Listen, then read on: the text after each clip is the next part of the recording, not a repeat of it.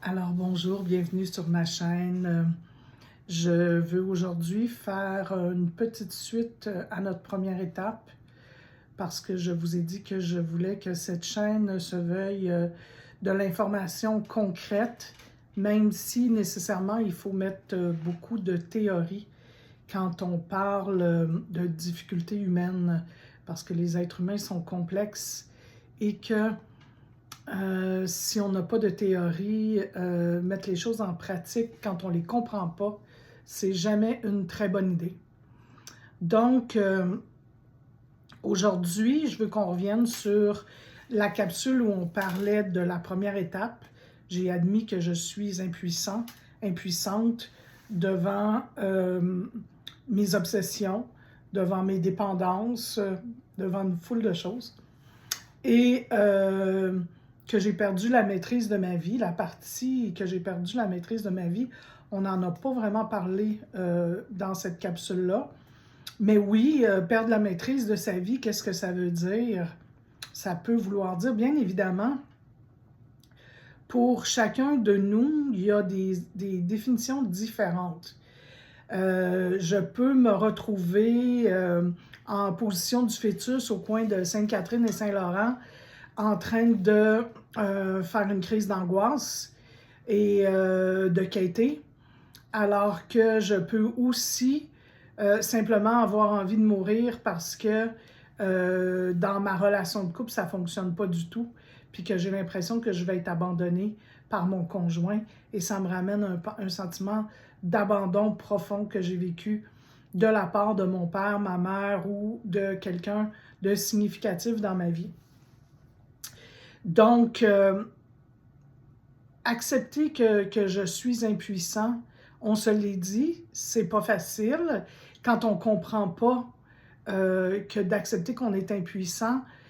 Si j'avais à le reformuler aujourd'hui, en 2025 presque, je dirais accepter que je m'en sortirai pas si je fais pas appel aux autres.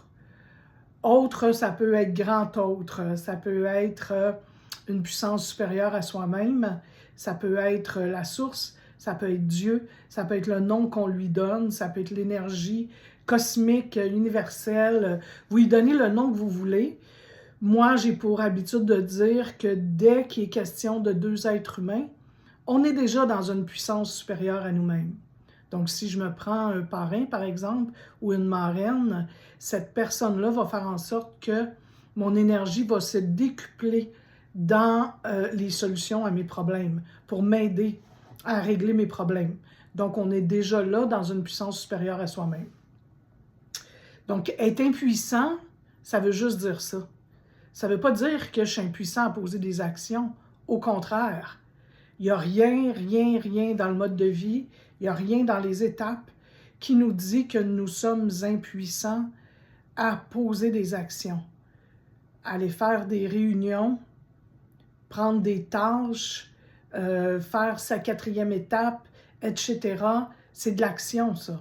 Et c'est ce que promouvoit le mode de vie anonyme.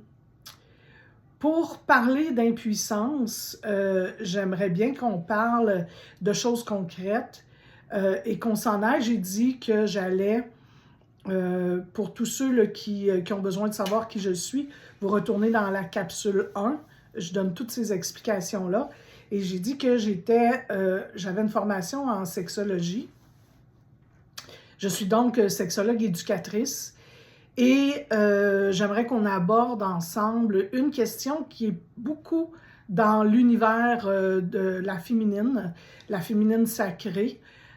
Donc, la féminine, c'est la personne qui considère qu'elle a une énergie féminine en majorité. Parce qu'on est tous appelés à la complétude. Là, les flammes jumelles vont plus se reconnaître dans mes mots. Mais pour être clair, on a tous à devenir équilibrés entre notre pôle féminin et notre pôle masculin. Donc, l'énergie du yin et du yang. Alors aujourd'hui, je m'adresse plus à la féminine qui est en panne de désir avec son masculin. Parce que impuissant, pour moi, Ça peut référer concrètement à ça. Pour en avoir moi-même fait l'expérience, être dans une relation de couple où il n'y a plus ou très peu de désir sexuel, ça peut être toute une épreuve et on peut avoir le sentiment qu'on tourne en rond dans nos problèmes. Ça amène de l'anxiété très souvent, et plus on est stressé, plus on est anxieuse ou anxieux, plus le problème peut se manifester. Bien évidemment, il y a plein d'hommes, écrivez-moi pas que j'ai parlé de la panne de désir des femmes puis que je vais pas parler de celle des hommes. Je parle de panne de désir en général, mais je sais que beaucoup de femmes se sentent dans l'impuissance, dans leur féminité, à faire face à ce genre de problème-là.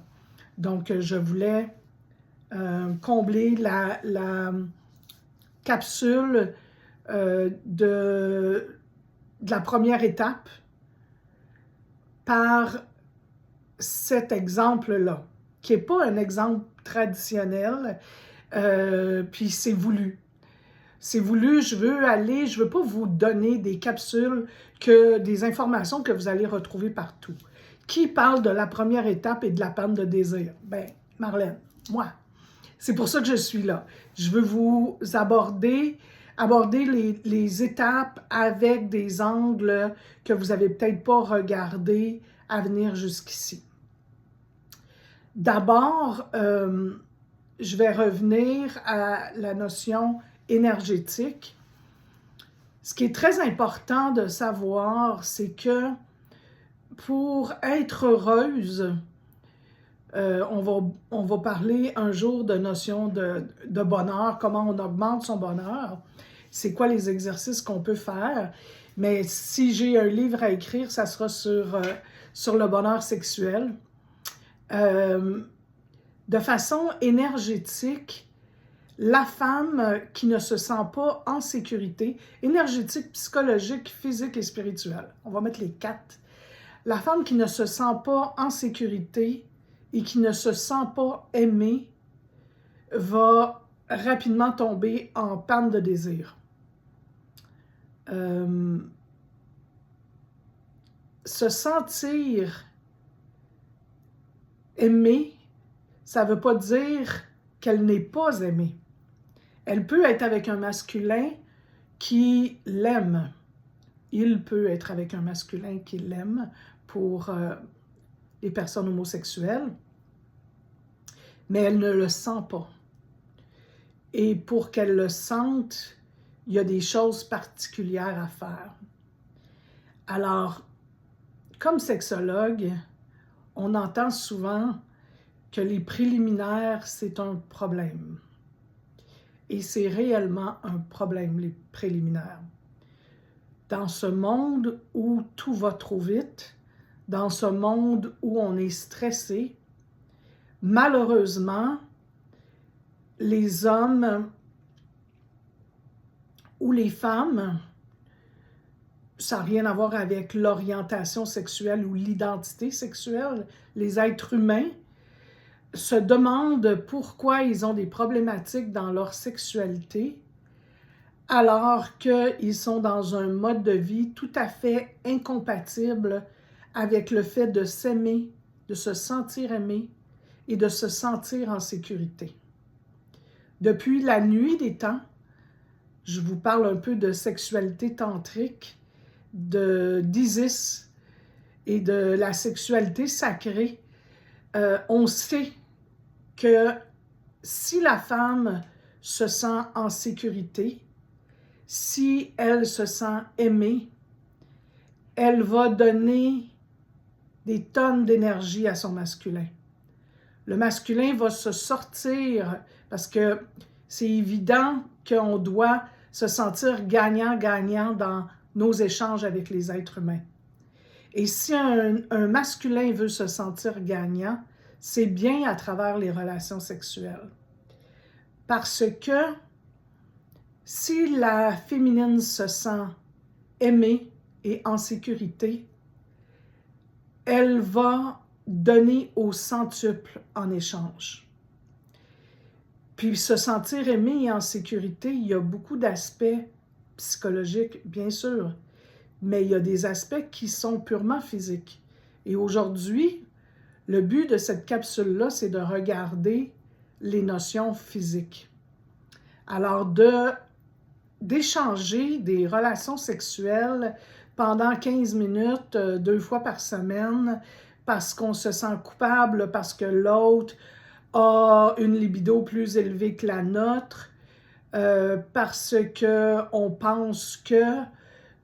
toutes sortes de raisons qui nous ont dit qu'on devait le faire malgré le fait qu'on n'a pas travaillé nos tabous, qu'on n'a pas travaillé notre droit à vivre l'orgasme et à vivre les grands plaisirs sexuels, bien évidemment, ça va nous mener non seulement à une déconnexion énergétique de nous-mêmes, mais bien à une déconnexion énergétique de notre autre, de notre conjoint, conjointe.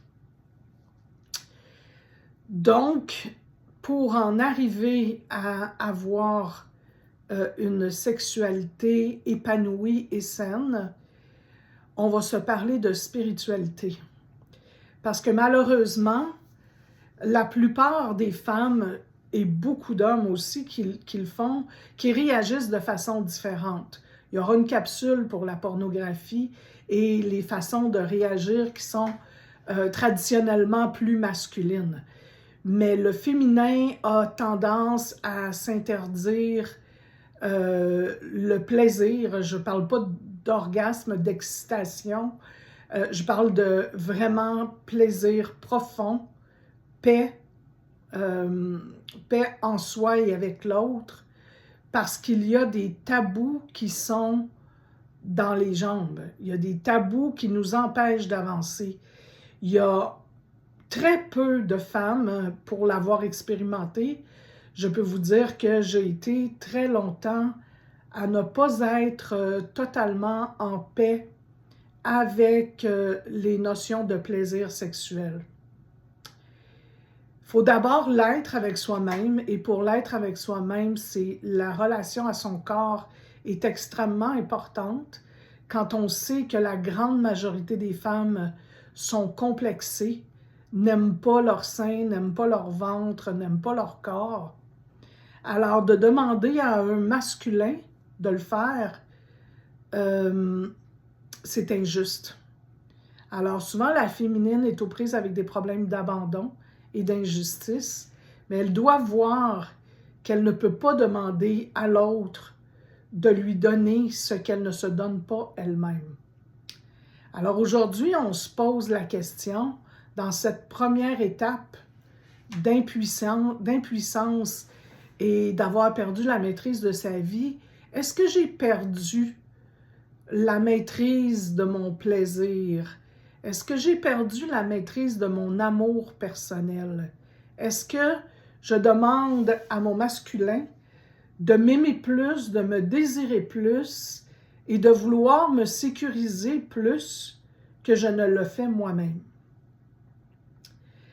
Dans un premier temps.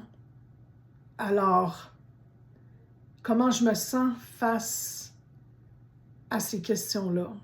Qu'est-ce que je vis face à ces questions-là? Est-ce que j'ai le goût de prendre du temps?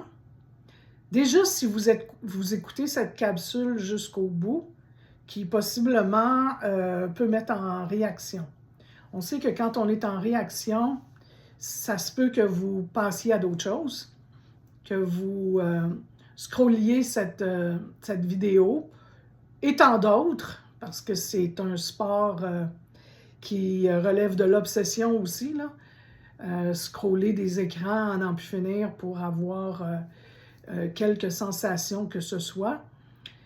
Si vous écoutez jusqu'au bout, ça veut dire que vous êtes prête quand même à toucher l'émotion qui sera peut-être pas le fun de oui, effectivement, je réponds non à cette question de est-ce que je m'aime assez, est-ce que je me considère assez pour prendre du temps pour avoir de l'auto-érotisme, d'abord et avant tout, avec moi-même, connaître mon corps, aimer mon corps.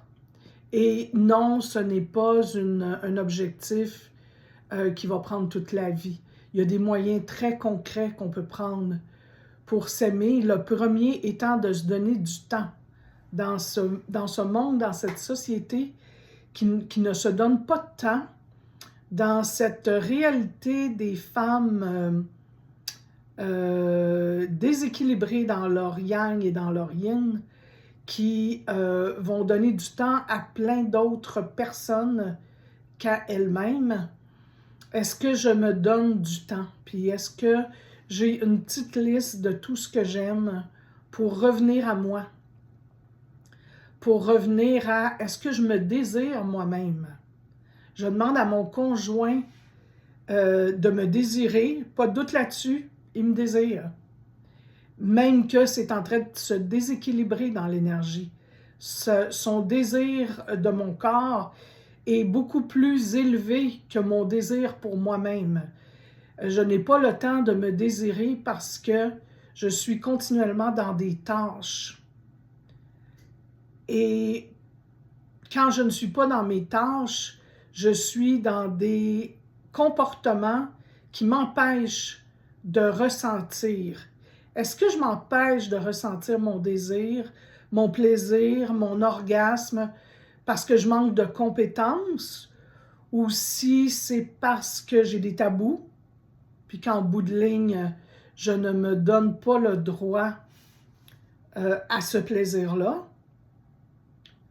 Alors, j'ai des questions à me poser en tant que femme.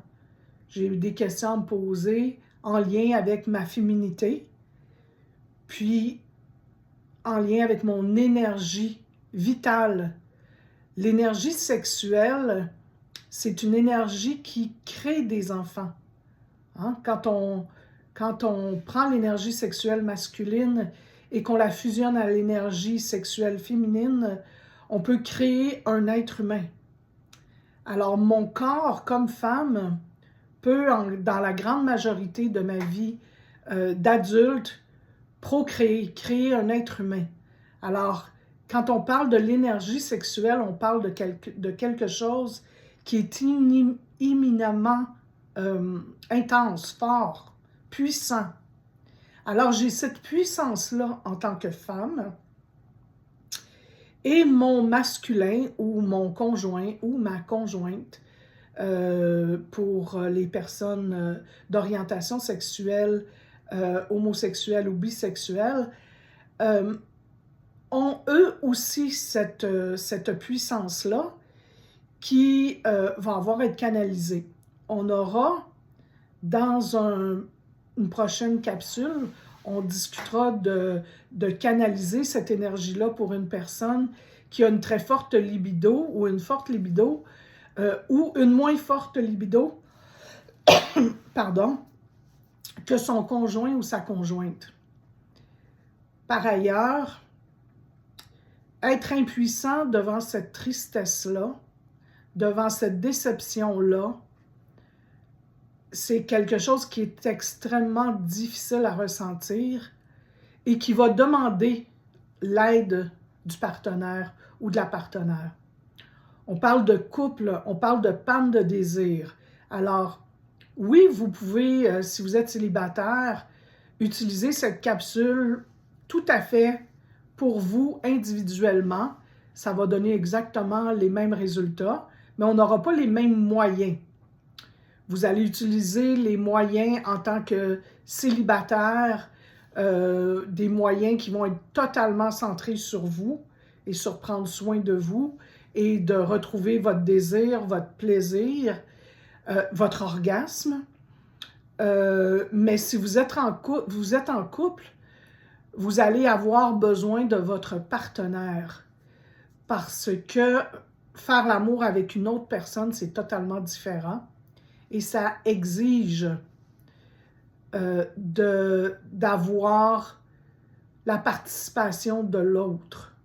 Et quand je vous disais vous sentir en sécurité, j'ai un exemple qui me vient d'une personne qui est venue me voir, qui avait une très grande confiance en son partenaire, qui avait une vie sexuelle épanouie, accomplie, et à qui, à un moment donné, est arrivé une difficulté à avoir un orgasme, et son partenaire, elle a considéré qu'il l'avait laissé tomber parce qu'il n'a pas insisté, il n'a pas posé de questions et l'a laissé en plan sans amener son orgasme jusqu'au bout.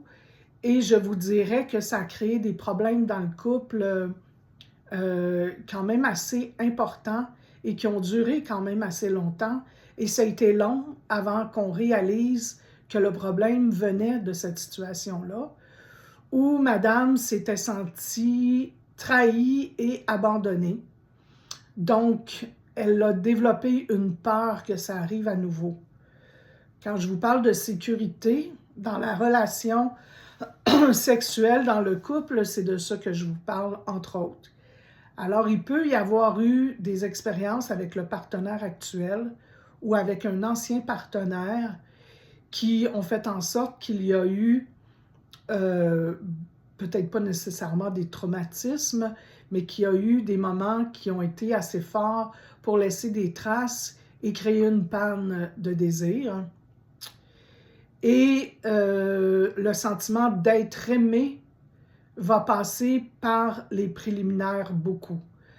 Évidemment, je ne parle pas que des préliminaires avant la relation sexuelle.